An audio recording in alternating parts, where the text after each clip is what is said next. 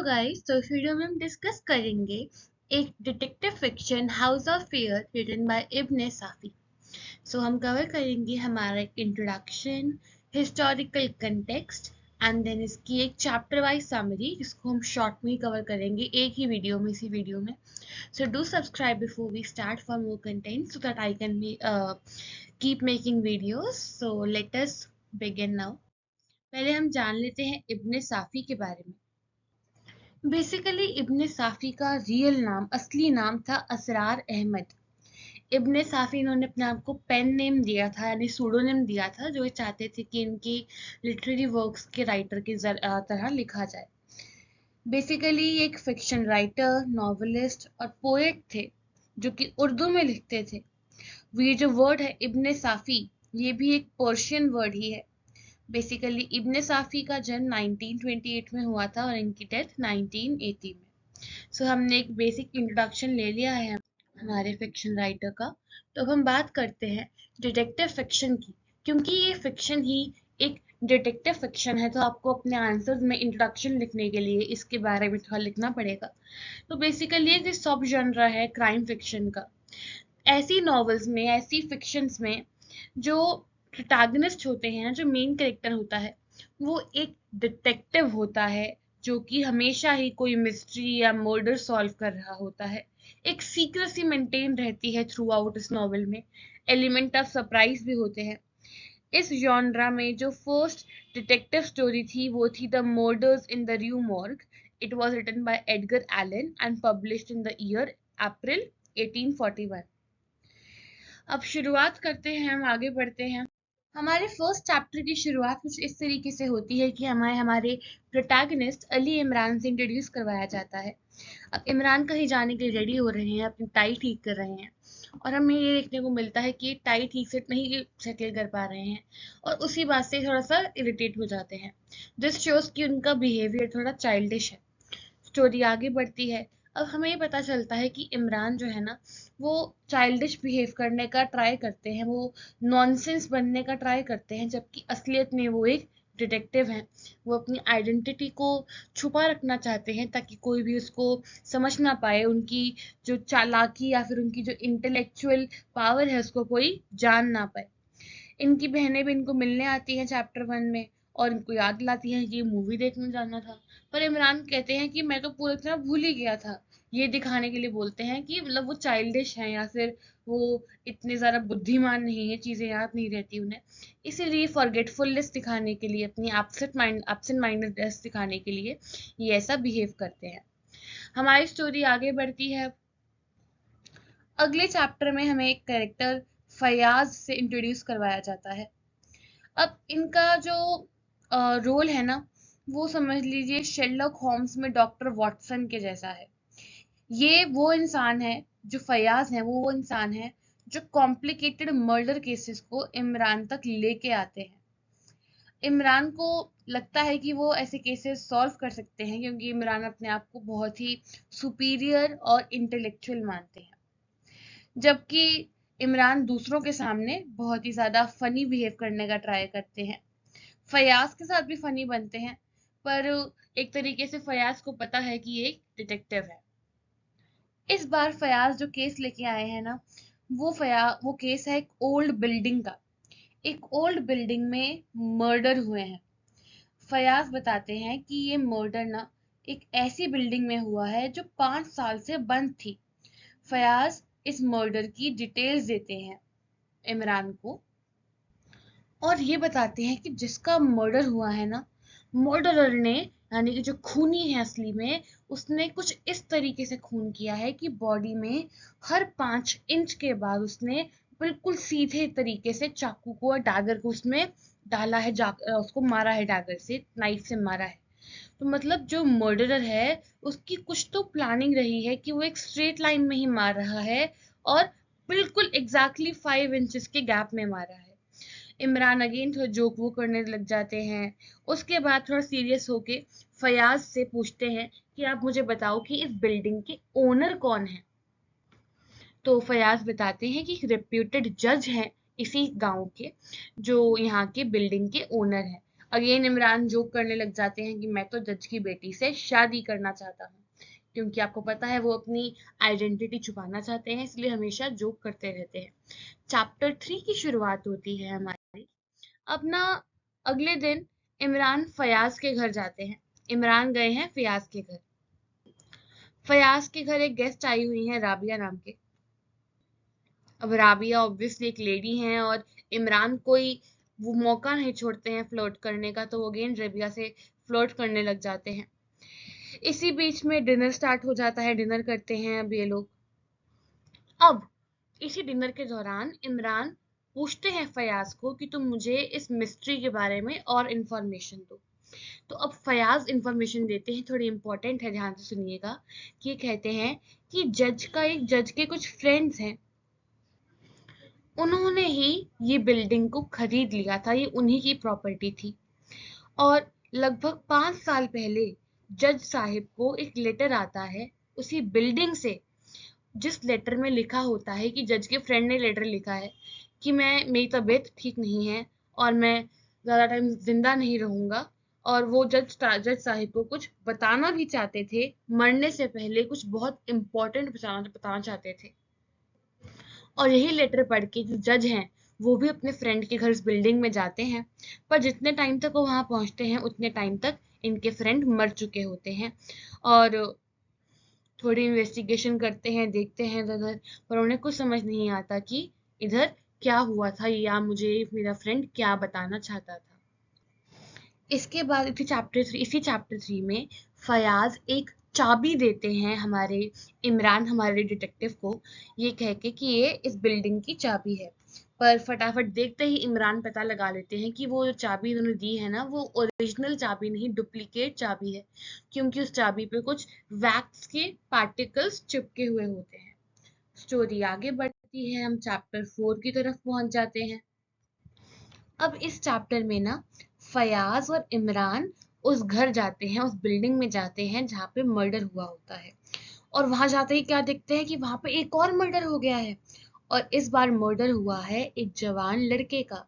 और उस लड़के की शक्ल से, कपड़ों से ऐसा लग रहा है कि वो कोई अपर क्लास फैमिली से बिलोंग करता है। उसी मर्डर्ड बॉय के हाथ में एक पेपर भी होता है, जो इमरान हमारे डिटेक्टिव बड़ी मुश्किल से निकालते हैं और फयाज को भी नहीं बताते कि उनको इस मर्डर्ड बच्चे के हाथ से, लड़के के हाथ से एक पेपर मिला है, और चुपचाप से अपनी पॉकेट में उस पेपर को रख लेते हैं। अब चैप्टर 5 की शुरुआत होती है और यहीं से हमारी मिस्ट्री सॉल्व होनी शुरू हो जाएगी। इंटरेस्टिंग है, यहाँ से ध्यान सुनिएगा। अब यहाँ पे ना इमरान एक नाइट क्लब में जाते हैं जिसका नाम है टिप टॉप नाइट क्लब। और यहाँ पे ये मिलते हैं डेप्यूटी डायरेक्टर से, जो कि इंटेलिजेंस ब्यूरो के डेप्यूटी डायरेक्टर हैं। ये डेप्यूटी डायरेक्टर इमरान के फादर के एक दोस्त थे। थोड़ी बातचीत करते हैं लोग आपस में, इतने में ही इनको मिल जाती है लेडी जहांगीर। लेडी जहांगीर एक ऐसी लेडी है जो एक टाइम पे इमरान को डेट कर रही थी, पर अब ये मैरिड है। थोड़ी बात करते हैं, ड्रिंक करते हैं, और थोड़ी देर बाद ये इमरान और लेडी जहांगीर के घर चले जाते हैं। वहां जाके अगेन थोड़े फनी सीन्स वगैरह होते हैं, हंसी मजाक होता है। और उसके बाद लेडी जहांगीर और इमरान अलग अलग कमरों में वहीं पे सोने चले जाते हैं। चैप्टर 6 में अब हमें पता चलता है कि हमारे डिटेक्टिव नाइट क्लब में गए क्यों थे। इन्हें पता था कि लेडी जहांगीर के हस्बैंड सर जहांगीर टाउन में नहीं है, और वहां पे ये तहकीकात करना चाहते हैं। अब रात का टाइम है और इमरान पहले श्योर होते हैं कि लेडी जहांगीर एकदम बोलते हैं टुल्ल होके सो रही हैं, मतलब ऐसे सो रही हैं कि उठेंगी नहीं, अभी कुछ थोड़ी बहुत आवाज भी आ जाएगी तो ये शांति से सर जहांगीर यानी लेडी जहांगीर के हस्बैंड जो हैं उनकी लाइब्रेरी में जाते हैं। और वहां पे जाके उन्हें एक स्टैम्प दिखती है सर जहांगीर के लेटर्स पे। वही सेम स्टैम्प उनको उस मर्डर्ड बॉय के हाथ से मिले हुए पेपर पर भी दिखी थी। तो यहाँ पे उनको एक मैच मिलता है। ये जो स्टैम्प है ना, ये सर जहांगीर के एंसेस्टर्स के टाइम से चलती आ रही है। अगेन सारा काम करने के बाद, ढूंढने ढांडने के बाद, यानी कि ये एविडेंस इकट्ठा करने के बाद, इमरान सारा सामान पेपर्स वगैरह वैसे ही वापस तरीके से लगा के फटाफट लाइब्रेरी चले जाते हैं। और इनको लगता है कि ये मर्डर्ड बॉय और सर जहांगीर और इमरान यानी जो मर्डर्ड बॉय था और ये जो सर जहांगीर हैं, हमारी लेडी जहांगीर के हस्बैंड, इनका आपस में कुछ ना कुछ तो कनेक्शन है, तभी ये सेम स्टैम्प इनको यहाँ देखने को मिली है। अब ये जाते हैं विलेज में, वहां पे इनको एक आदमी मिलता है। इसी आदमी ने जज साहिब के दोस्त को ये बिल्डिंग बेची होती है, यानी एक तरीके दलाल है, इसने बेची थी। अब यही आदमी बताता है कि अयाज साहिब ने ये बिल्डिंग 8 साल पहले खरीदी थी जज साहिब से। और जिस टाइम से पहले ये जज के फ्रेंड मर गए थे ना इस बिल्डिंग में, बिल्कुल उसी मरने के पहले इन्होंने ये बिल्डिंग अगेन दोबारा से जज साहिब के नाम कर दी थी। जो अयाज साहिब थे जिसने बिल्डिंग खरीदी थी, वो इस बिल्डिंग में 3 साल रहा और इसीलिए गांव वालों को बहुत ही कम पता है इस अयाज साहब के बारे में। पर इस अयाज साहिब का एक नौकर था। अगेन मैं क्लियर कर दूं, कोई कंफ्यूजन है तो, अयाज साहिब जज के दोस्त हैं और अयाज साहिब ने ही जज से ये बिल्डिंग जहां पे मर्डर हुए हैं इस बिल्डिंग को खरीदा था। अब ये बताते हैं कि जो अयाज साहिब के जो सर्वेंट थे ना, ये ध्यान रखते थे बिल्डिंग का भी और बिल्डिंग की मिस्टीरियस ग्रेव का भी। और बिल्डिंग के बिल्कुल अगले हिस्से में ये सर्वेंट रहते थे। इसी बात से हमारे डिटेक्टिव को ये पता चलता है कि इस बिल्डिंग में एक मिस्टीरियस ग्रेव भी है। थोड़ा तहकीकात करने के बाद हमारे डिटेक्टिव को पता चलता है कि ये जो ग्रेव है ना, ये अयाज साहिब को कैसे मिली थी। एक दिन अयाज साहिब को एक सपना आया कि इस बिल्डिंग में एक मिस्टीरियस ग्रेव है और उनको ये ग्रेव वहीं पे उसी जगह पे जहाँ सपना आया था वहीं पे इनको मिल गई। जो ओरिजिनल ओनर्स थे ना इस बिल्डिंग के, यानी जज साहिब, उनको इस मिस्टीरियस ग्रेव के बारे में बिल्कुल भी कभी नहीं पता था। इमरान को ये भी पता चलता है कि जिस कमरे में ये जो बॉडीज मिली है ना, जहाँ जिसमें जिनका खून हुआ है और जिनके हर 5 इंच के बाद एक डैगर मार्क है, वो रूम खुद अयाज साहिब ने ही प्लास्टर किया था। उसके बाद इमरान जाते हैं उसी ग्रेव कीपर से बात करने, उस सर्वेंट से बात करने, और ग्रेव कीपर इमरान को बताते हैं कि एक दिन जज साहिब की बेटी राबिया एक आदमी को लेके आई थी इस रूम में जहां पे ये मर्डर हुआ है और 2 दिन बाद ही उसका मर्डर हो गया। चैप्टर 7 और चैप्टर 8 साथ में पढ़ेंगे हम। चैप्टर 7 काफी हल्का फुल्का सही बोल लीजिए। इसमें इमरान और फयाज आपस में बातें कर रहे होते हैं और ये आपस में ये बात करते हैं कि ये लोग जज साहिब से मिलना चाहते हैं ताकि मर्डर मिस्ट्री सॉल्व हो सके। चैप्टर 8 में थोड़ा केस का सॉल्व होने की शुरुआत अगेन शुरू होती है। इमरान और फयाज अब जज साहिब के घर जाते हैं। जो राबिया है जज की बेटी, वो भी उसी घर में है इस टाइम। इमरान और फयाज दोनों ही जज साहिब से क्वेश्चन पूछते हैं कि आपने ये घर क्यों बेचा और अयाज को क्यों बेचा। ये जज साहिब बताते हैं कि जज साहिब अयाज को तब मिले थे जब लगभग 30 साल पहले ही की बात है। बहुत ही स्ट्रेंज सर्कमस्टांसेस में इन दोनों की मुलाकात हुई थी। एक दिन ऑक्सफोर्ड यूनिवर्सिटी पे हमारे जो जज साहिब हैं वो लॉ पढ़ रहे थे और जज साहिब की लड़ाई हो गई थी एक इंग्लिश मैन से। ये जो लड़ाई थी ना, ये ईस्ट एंड ऑफ लंदन में हुई थी। यहाँ पे जो आदमी हैं बताते हैं कि वहाँ के आदमी काफी अनसिविलाइज्ड थे और यही जो लड़ाई थी, जो वर्बल लड़ाई हो रही थी, वो धीरे धीरे मारपीट में उतर आई और जज साहिब को बचाने आए थे उस टाइम अयाज भीड़ में से, और इसी तरीके से इन दोनों की मुलाकात हुई। जैसे ही अयाज आए थे ना इस लड़ाई के दौरान, वैसे ही जो इंग्लिश मैन थे सारे, वो सारे वहां से भाग गए। जैसे शीप के झुंड में कोई भेड़िया आ गया हो देख के, वो सब डर के भाग गए। यही टाइम था जब अयाज और जज साहिब की दोस्ती की शुरुआत हुई थी। ये लोग दोस्त तो बन गए, पर जज साहिब को कभी भी अयाज की पर्सनल लाइफ के बारे में कुछ भी पता नहीं चला। अब फयाज बताते हैं कि वो तो एक संत आदमी था, ऐसा विलेजर्स मानते हैं कि वो संत आदमी था। जज साहिब रिप्लाई करते हैं कि मुझे ऐसा नहीं लगता कि अयाज कोई संत आदमी था। ये कहते हैं कि हाँ ठीक है, अयाज अच्छा अच्छा इंसान था, पर वो संत यानी एक सेंट तो बिल्कुल नहीं था। और इसी के साथ जज साहिब के साथ ये कन्वर्सेशन एंड हो जाती है इमरान और फयाज की, और फिर फयाज और इमरान यहाँ से चले जाते हैं। यहाँ से बाहर जाते हुए इमरान को राबिया दिखती है। राबिया को पता है जज साहिब की बेटी है। ये अपनी कार में इस टाइम कहीं जा रही हैं, और ये जो इमरान है ये रिक्वेस्ट करते हैं राबिया को कि आओ मैं तुम्हें कहीं छोड़ दूँ। और इसी दौरान जब कार में राबिया बैठ जाती हैं तो इमरान उससे पूछते हैं कि ये बताओ तुम 14th 14 तारीख की रात को तुम कहाँ थी। राबिया एकदम से हड़बड़ा सी जाती हैं, और ये एग्जैक्टली इमरान को एक्सपेक्ट नहीं कर रही थी कि ये उससे वो क्वेश्चन पूछेंगे। अब ये एक जगह रुकते हैं जिसका नाम है कैफे नेब्रास्का, और यहाँ पे एक ड्रिंक लेने के लिए रुके हैं ये। और यहीं पे राबिया इमरान को कुछ बात बताती है।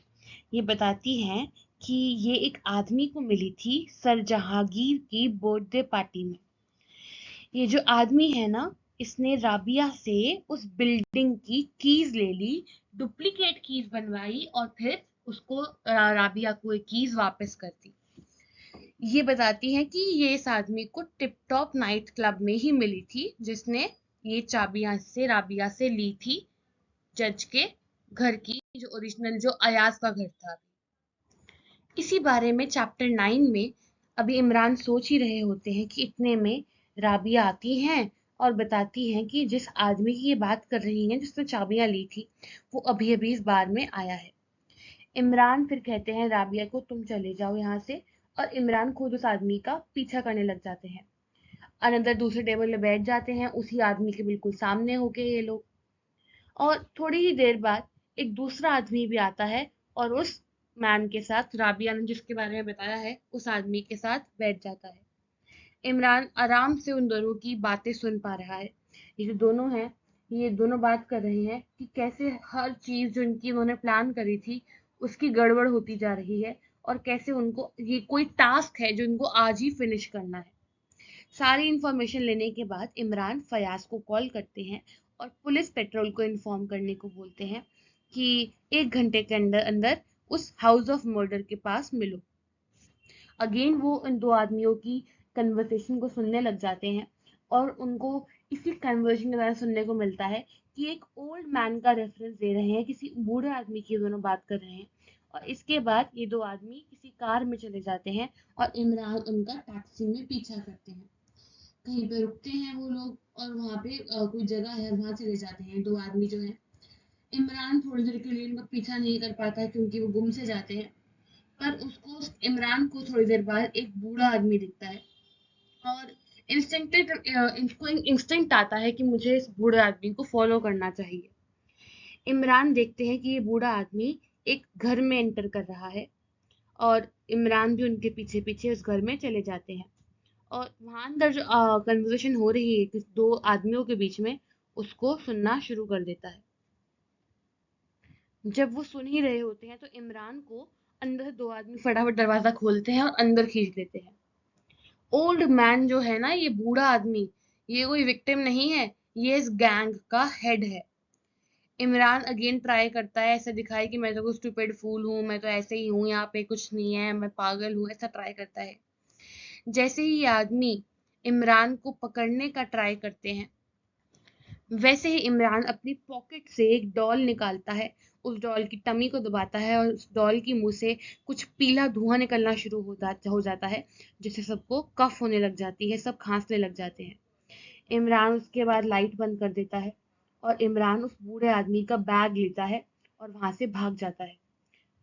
वहां से टैक्सी लेता है और निकल जाता है। चैप्टर 10 शुरू होता है, जिसमें दूसरा जो बच्चा मारा गया, लड़का मारा गया था, उसकी मर्डर मिस्ट्री की बात हो रही है।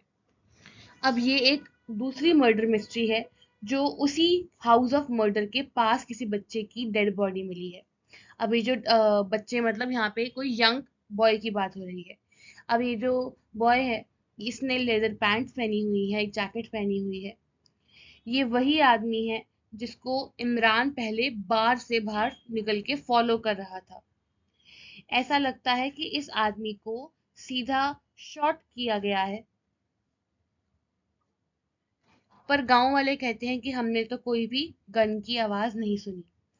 फयाज फिर निकल जाते हैं इमरान के घर जाने के लिए, और जब ये इमरान के घर पहुंचते हैं तो इमरान फयाज को टीज करते हैं ये बोल के कि ये हुआ, थोड़ा मजाक मस्ती करते हैं। और थोड़ी देर बाद वो जो बैग, ओल्ड मैन का जो बैग चुराया होता है इन्होंने, वो दिखाते हैं। उसके अंदर कुछ पेपर्स मिलते हैं इमरान और फयाज को, जो ये एग्जामिन करना शुरू करते हैं। ये रिवील अब यहाँ पे दिखता है कि इस बैग से जो पेपर मिले हैं ना, उन पेपर्स में किसी फॉरेन ऑफिस के बारे में लिखा गया है। फयाज बताते हैं कि ये जो पेपर्स है ना, ये 7 साल पहले फॉरेन ऑफिस से चोरी हो गए थे। ये भी बताते हैं कि जिस आदमी के पेपर चोरी किए थे ना, उस आदमी की डेथ हो गई थी, मर्डर कर दिया गया था। और उसी आदमी के साथ साथ एक और आदमी भी था जो उसके साथ ट्रैवल कर रहा था, पर वो आदमी तो वहां से बच के भाग गया। अगेन हमारा चैप्टर 11 और 12 यहाँ पे। अब यहाँ पे इमरान और फयाज आपस में जोक कर रहे होते हैं कि इतने में इमरान को एक लेटर आता है, एक धमकी का लेटर, कि अगर उस लेदर हैंड बैग के अंदर के जो पेपर्स हैं, अगर वो किसी पुलिस के हाथ में पहुंचे तो हम तुम्हें मार देंगे, और अगर तुम 5,000 आदमी भी लेके आ जाओ तो एक ना एक गोली से तुमको हम मार ही देंगे।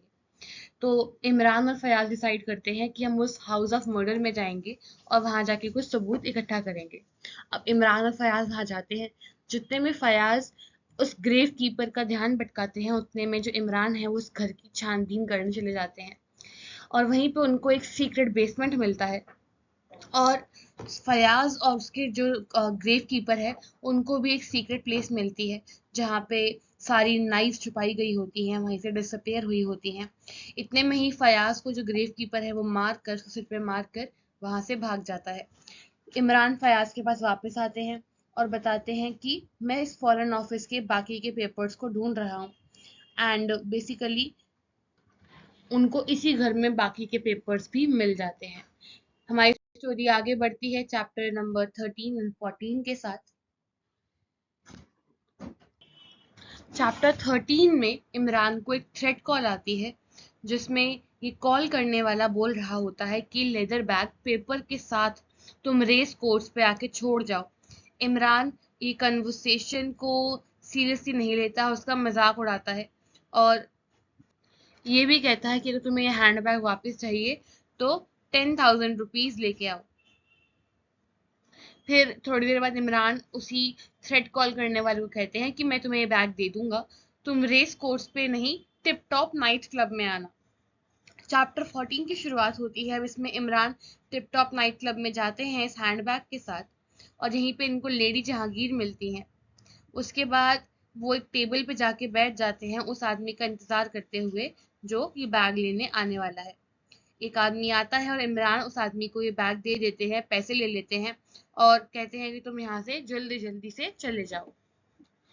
चैप्टर 15, 16 एंड 17 साथ में लिखे गए हैं, मतलब साथ में उसकी समरी है मेरे पास। जैसे ही ये आदमी वापस से ये बैग लेके जाता है अपनी गाड़ी में अपने फ्रेंड्स के पास और बैग खोलता है, तो उसके अंदर से कोई पेपर नहीं निकलते, बल्कि तीन फ्रॉग्स निकलते हैं उस बैग से, और कार में पूरे फैल जाते हैं। अब ये जो मैन है ये अनॉय हो जाते हैं, गुस्सा हो जाते हैं इमरान पे, किसने ऐसा कैसे किया, और रिवेंज लेने का सोच लेते हैं।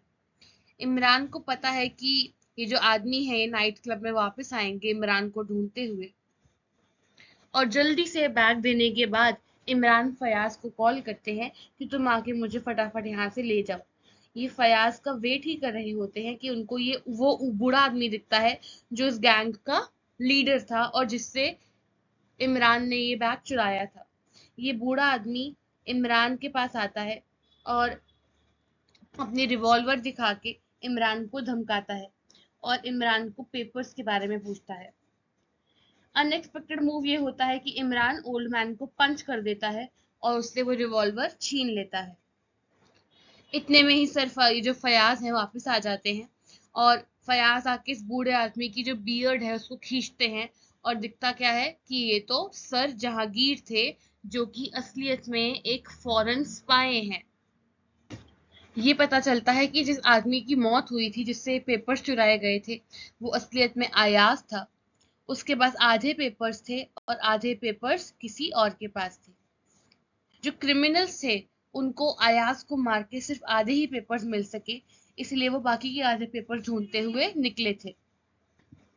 क्योंकि आधे पेपर्स अयाज के पास थे और आधे पेपर्स किसी और के पास, तो जब आधे पेपर्स क्रिमिनल्स को मिल गए थे, तो बाकी के आधे पेपर्स लेने के लिए अयाज की मौत के पहले वो उसकी बिल्डिंग में गए थे और सर जहांगीर के द्वारा ही प्लान बनाया गया था कि अयाज को मार के हम उससे पेपर्स ले लेंगे।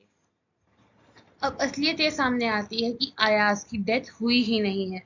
जो अभी तक हम समझ रहे थे कि जज की फ्रेंड की डेथ हो गई थी 3 डैगर्स से, जो हमने बिल्कुल स्टार्टिंग में देखा था कि 5 इंच की दूरी पे जो डैगर्स उनको लगी हुई थी, वो असलियत में अयाज का सर्वेंट था। क्योंकि अयाज ने ये जाल बिछाया था कि वो सीक्रेट कंपार्टमेंट के बाहर अगर क्रिमिनल्स आएंगे पेपर को ढूंढते हुए, जो उनको लगेगा किसने कंपार्टमेंट में छुपाए हैं, तो वो क्रिमिनल्स मर जाएंगे। पर ये जो आवाजें उन्होंने बनाई थी उस सीक्रेट कंपार्टमेंट के पास, वो सुन के क्रिमिनल से पहले अयाज का सर्वेंट आ गया और उसकी डेथ हो गई। तो अयाज ने क्या किया, अपने सर्वेंट को अपनी तरीके से हुलिया बना दिया और अयाज खुद से वो नौकर बन के रह रहा था। हमारी स्टोरी एंड होती है, एक तरीके के ह्यूमरस एंड होता है इसका, जिसमें इमरान ने अगेन अयाज को पागल बना दिया, मतलब अयाज की असलियत सामने ला दी और ये पूरी मर्डर मिस्ट्री भी सॉल्व हो गई। That was the end of this video. Thank you for watching. Do not forget to subscribe before you leave.